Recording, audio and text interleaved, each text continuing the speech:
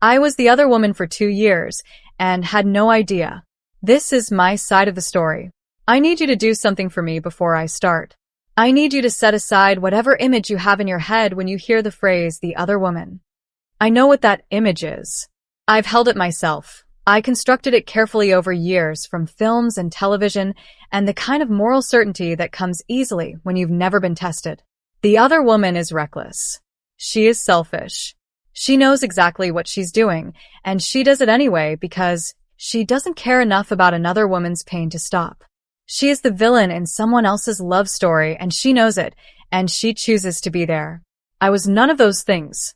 I was also, for 2 years and 4 months, the other woman, and I had absolutely no idea. My name is not important. What is important is that I was 31 when I met Daniel, freshly relocated to a new city for a job I had worked 5 years to earn, living alone for the first time in my adult life in an apartment that felt simultaneously exciting and terrifyingly quiet. I knew almost nobody. My closest friend from college was a 6-hour drive away. My family was further. I had my work, which I loved, and my apartment, which I was slowly turning into a home, and a city that felt enormous and full of potential and also, on certain Sunday evenings, profoundly lonely. I met Daniel at a work-adjacent event, a panel discussion on urban planning hosted by a nonprofit that operated near our office building. I had gone alone, armed with a glass of wine, and the optimistic belief that this was how adults in new cities made connections. Daniel was sitting 2 seats away. He was tall, somewhere in his mid-30s, with dark hair and the kind of face that looks like it's about to say something interesting. He asked me, halfway through the panel, in a low voice, whether I thought the moderator was as underprepared as he seemed. I said yes. We spent the rest of the evening talking. He was an architect. He had grown up in the Midwest, moved to the city 8 years ago, and had the easy, unhurried manner of someone who had figured out where he wanted to be and was simply living there. He made me laugh 3 times in the first hour, which at that point in my life felt like an event. He asked for my number at the end of the evening and texted me the following morning, which I noted with embarrassing relief because I had spent part of the previous night wondering if I had imagined the connection. We went on a first date the following Thursday, a second the Saturday after, a third the following week. He was attentive in the way that people are attentive when they are genuinely interested. He remembered small details I mentioned in passing, followed up on things I had told him I was worried about, showed up to our 4th date with a book I had mentioned wanting to read because he had spotted it in a shop window between his office and the restaurant. These are not the actions of a man who is hiding something. These are the actions of a man who is courting you with real intention, and I received them as such because that is what they looked like. By the 2nd month, we were seeing each other consistently. By the 3rd, we had the quiet, unspoken understanding that we were not seeing other people. By the 5th month, I had a drawer at his apartment. He had introduced me to 2 of his close friends, who were warm and welcoming and did not behave in any way that suggested the presence of a secret. His phone sat on the table during our dinners. He was, as far as I could observe, exactly who he presented himself to be. I should tell you about his apartment because it becomes relevant later. It was a 1-bedroom in a newer building, clean and spare, with good light and a small balcony. It did not look like the home of a man with a long-term partner. There were no photographs on display that included anyone I didn't recognize. No duplicate sets of toiletries in the bathroom. No evidence, visible to a reasonable person paying reasonable attention, of another life. I was paying attention. I want to be clear about that. I was not willfully blind. I was looking at the available evidence and drawing the conclusions a rational person draws. There were, I can say now, small things. Not red flags, they were not even amber. They were the kind of things that feel significant only when you know the ending. He didn't like to talk on the phone. He preferred a text, which he said was a habit from work. He was not available on certain weeknights and never explained beyond prior commitments, which I interpreted as standing plans with friends, because adults have standing plans with friends. He had never introduced me to his family, but we were 8 months in, and I hadn't pushed for that because pushing for family introductions 8 months in felt presumptuous. He traveled for work occasionally, 3 or 4 times over the course of our relationship, and during those trips he would text but rarely call, which I had attributed to time zone differences and busy schedules. I was not naive. I was not inexperienced. I was a 31-year-old professional with a graduate degree and a fully functional brain, and I saw none of it. A year into our relationship, I told my friend Priya about Daniel for the first time. Not because I had been hiding him. She knew he existed, had heard the broad strokes, but because I finally felt ready to say, out loud, to someone who knew me well, that I thought this might be serious. That I was happy in a way that felt different from previous relationships. That I could imagine a future that included him. Priya, who communicates primarily through incisive questions, asked me whether I had met his family. I said not yet. She asked if he had met mine. I said we were planning a visit in the spring. She said nothing else about it, which I took as acceptance. The spring visit happened. Daniel drove 4 hours with me to spend a weekend at my parents' house. He helped my father with a yard project without being asked. He complimented my mother's cooking with specific and apparently genuine enthusiasm. He slept in the guest room without complaint and drove us home on Sunday in excellent spirits, and my mother called me 2 days later to say she liked him enormously. I hung up that call and sat in my apartment feeling, for one of the few times in my adult life, like everything was going according to a plan I hadn't even known I had made. That was 14 months into our relationship. We had 8 more months before everything ended. Here is what the ending looked like. It was a Wednesday evening in November. I had been sick for 3 days, a head cold, nothing serious, but the kind of thing that makes you want soup and company and your own couch. Daniel had come by the previous evening with groceries and stayed for a few hours before going home, citing an early morning meeting. That was fine. Normal. I had gone to bed early. The following morning I felt better. I was working from home, which I sometimes did, and around 11 I sat down at my laptop and opened my work email. And there, mixed into my professional inbox, was an email from an address I didn't recognize, sent the previous night at 9:47 p.m. The subject line was blank. The body of the email contained 12 words. I think you should know who you're actually dating. Call me. And then a phone number. I sat with that email for a long time. Longer than I probably should have. Part of me wanted to delete it immediately, the way you want to look away from something that might hurt you. Part of me was already, at some cellular level, understanding that I was going to call the number because not calling it would be a choice I made out of fear, and I have always been more afraid of not knowing than of knowing.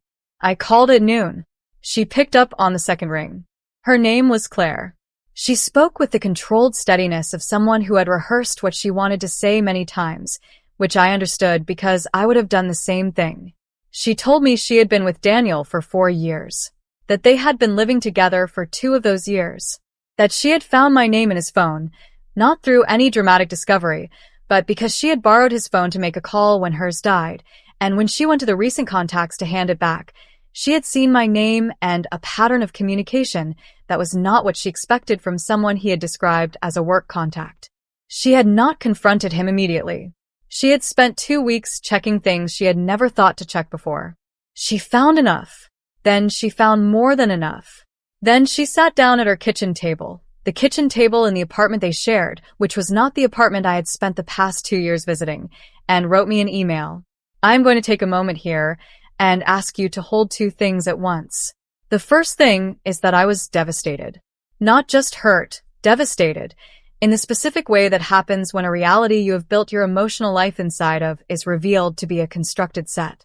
Every memory from the past 2 years was simultaneously real and false. Every dinner, every conversation, every small act of consideration.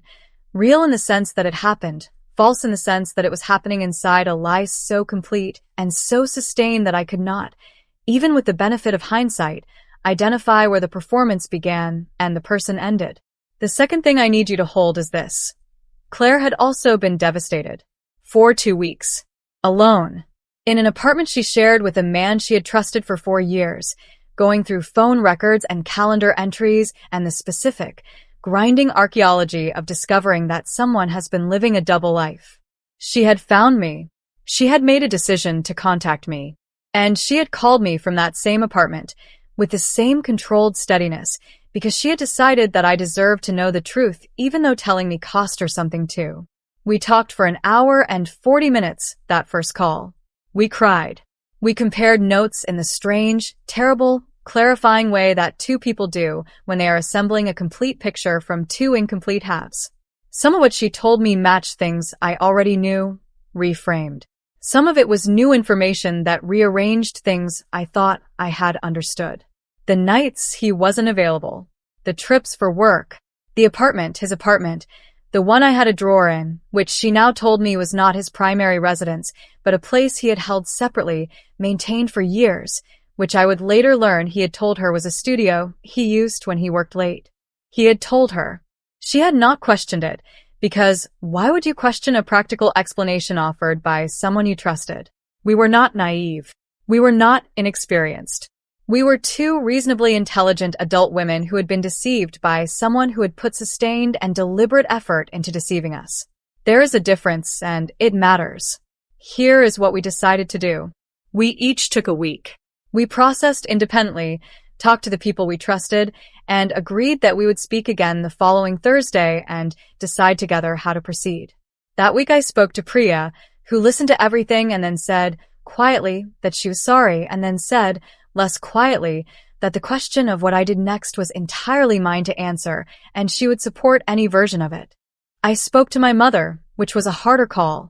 My mother had liked Daniel enormously. She handled it with a grace that I think surprised even her.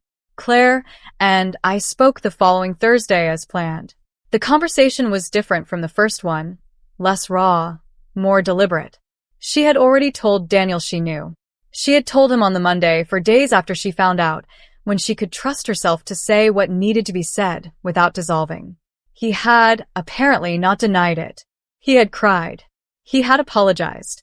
He had used, she told me with a careful flatness, the phrase, "it just happened," which is the phrase that people use when they want to describe a long, sustained, deliberately maintained deception as though it were a weather event. She had asked him to leave the apartment. He had left. She did not know where he had gone, and she did not care. She had called her sister, who had driven 4 hours to be with her. She was, by Thursday, beginning the process of rebuilding something, which is different from being okay, but is the precursor to it. She asked me one question before we ended the call. She said, "Are you going to talk to him?" I told her I hadn't decided. That was true when I said it. By Friday morning, it had become untrue. I had decided, no. And this is the part of the story that surprises people the most. There was no confrontation. There was no final conversation. There was no opportunity for Daniel to perform the apology he had clearly been rehearsing since Claire asked him to leave. I sent him a single text message on Friday afternoon. It said, "I know everything. Don't contact me."